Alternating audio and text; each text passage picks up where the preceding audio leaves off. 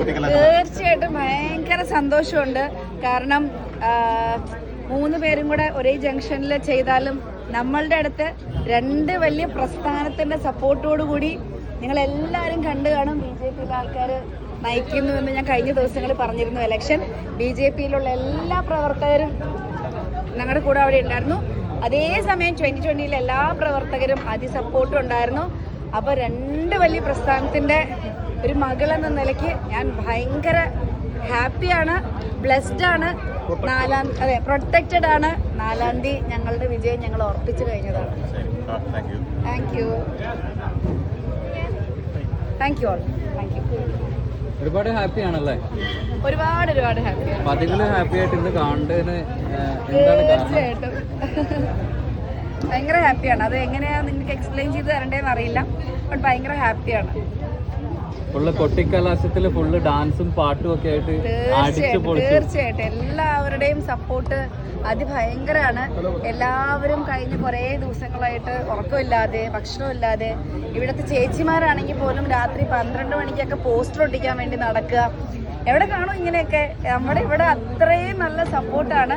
ഇതെല്ലാം നമ്മുടെ ജയത്തിലേക്കുള്ള ഒരു കാൽവെപ്പാണ് എന്നുള്ളത് ഞങ്ങൾക്ക് പൂർണ്ണ വിശ്വാസമുണ്ട്. ചക്കയും താമരയും തമ്മിലുള്ള ബന്ധം, ചക്കയും താമരയുള്ള ബന്ധം എന്ന് പറയുന്നത് പറഞ്ഞറിയിക്കാൻ പറ്റാത്തത്ര നല്ല ബന്ധമാണ്. ചക്കയിൽ ഒട്ടിയിരിക്കുന്ന മറ്റേ ഒട്ടുന്ന സാധനം ഉണ്ടല്ലോ, അതുപോലത്തെ ബന്ധം. അതെ, തീർച്ചയായിട്ടും.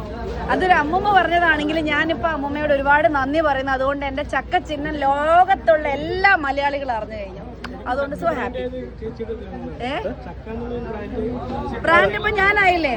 അതാണ് ചക്കയ്ക്കുള്ള ബ്രാൻഡ് ഞാനായി. സന്തോഷം. അഖിൽമാരാറിന്റെ വിജയം എത്രത്തോളം പ്രതീക്ഷിക്കുന്നുണ്ട്? എല്ലാവരും വിജയിക്കട്ടെ. അഖിലേട്ടനൊക്കെ ഞാൻ വിളിച്ചിട്ടുണ്ടായിരുന്നു, ആതിരയെ ഞാൻ വിളിച്ചിട്ടുണ്ടായിരുന്നു, എല്ലാവരെയും ഒരുവിധം വിളിച്ചിട്ടുണ്ടായിരുന്നു. അപ്പൊ എല്ലാവർക്കും നല്ലൊരു വിജയമാവട്ടെ, എല്ലാം ഭംഗിയായി നടക്കട്ടെ. നമ്മുടെ കരുത്തും നമ്മൾ പറയാൻ ഉദ്ദേശിച്ചതും ചെയ്യാൻ ഉദ്ദേശിച്ചതും ഒക്കെ ജനങ്ങൾക്ക് ഈ ഒരു ഇലക്ഷൻ കഴിയുമ്പോഴേക്കും മനസ്സിലാവട്ടെ, റിസൾട്ടിലൂടെ മനസ്സിലാവട്ടെ. അഞ്ജലിന്റെ പ്രചരണത്തിന് സുരേഷ് ഗോപി ചേട്ടൻ വരുമെന്ന് പ്രതീക്ഷിച്ചിരുന്നു. സുരേഷ് ചേട്ടൻ എന്നെ വിളിച്ചിട്ടുണ്ടായിരുന്നു, ഞങ്ങൾ തമ്മിൽ സംസാരിച്ചിട്ടുണ്ടായിരുന്നു. പല സാഹചര്യങ്ങളും തിരക്കുകളും കാരണം അദ്ദേഹത്തിന് തൃപ്പൂണിത്തുറയ്ക്ക് വരാൻ പറ്റില്ല. അദ്ദേഹത്തിന്റെ ആശംസകളും പ്രാർത്ഥനകളും ഉണ്ടായിരുന്നു, ആദ്യവും ഉണ്ടായിരുന്നു. പ്രസ് റിലീസിന്റെ അന്നും ഞങ്ങൾ സംസാരിച്ചതാണ്, ഞങ്ങൾ ഇന്നലെയും കൂടി സംസാരിച്ചതാണ്.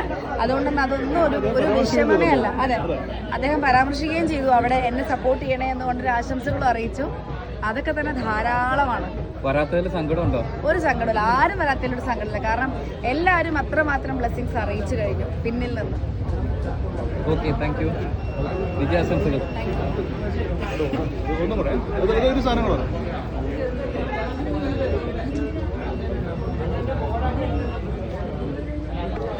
നേരത്തെ നിങ്ങൾ ചോദിച്ച ചോദ്യം, സുരേഷ് ഓരോരുത്തർക്കും ഓരോ സ്ഥലം, ഓരോ മണ്ഡലങ്ങൾ നിശ്ചയിച്ചിട്ടുണ്ട് അപ്പൊ പാർട്ടി. അപ്പൊ സുരേഷ് ചേട്ടൻ അവിടുത്തെ ഭാഗങ്ങളായിരുന്നു. ഇവിടെ നമുക്ക് മഹാരാഷ്ട്രയിലെ ദേവേന്ദ്ര ഫട്നാവിസ് സാർ വന്നിരുന്നു. നമുക്കിവിടെ അദ്ദേഹത്തിന്റെ ഒരു പ്രസൻസ് ആയിരുന്നു നമുക്ക് അറിയിക്കേണ്ടിയിരുന്നത്. അത് അദ്ദേഹം വന്നു, വളരെ ഭംഗിയായിട്ട് നമ്മളോടൊപ്പം ഉണ്ടായിരുന്നു, എല്ലാ ബ്ലെസ്സിങ്സും അറിയിച്ചു.